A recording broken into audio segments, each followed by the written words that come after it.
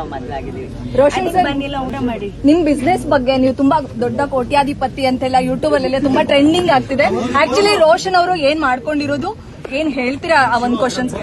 ನಾನು IT firm ಅಲ್ಲಿ work ಮಾಡ್ತಿದ್ದೀನಿ. So I am not a ಕೋಟ್ಯಾಧಿಪತಿ I work for an IT company.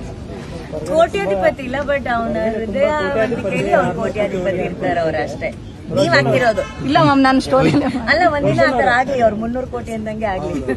600 ಕೋಟಿ 300 ಕೋಟಿ ಎಲ್ಲ ಇದೆ, ಅದಕ್ಕೆ ಒಂದು ಕ್ಲಾರಿಟಿ. 900 ಕೋಟಿ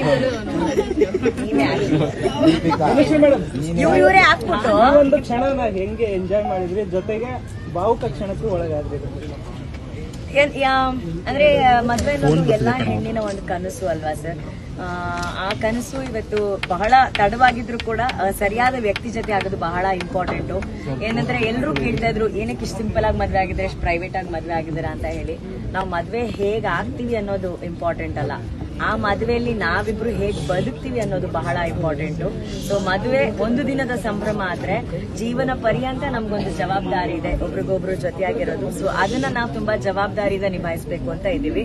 ಸೊ ಅದಕ್ಕೆ ನೀವೆಲ್ಲರೂ ಬಂದು ಆಶೀರ್ವಾದ ಮಾಡೋದಕ್ಕೆ ತುಂಬಾ ಹೃದಯದ ಧನ್ಯವಾದಗಳು. ಮತ್ತೆ ವೇದಿಕೆಗಳಲ್ಲಿ, ಇವೆಂಟ್ಗಳಲ್ಲಿ ನೀವು ಭೇಟಿ ಮಾಡೋಣ, ಬನ್ನಿ ಊಟ ಮಾಡೋಣ. ಈಗ ಏಕಾಂಗಿ ನಿರೂಪಣೆಗೆ ಬ್ರೇಕ್ ಹಾಕಿ ಹೊಸ ಮನ್ವಂತರ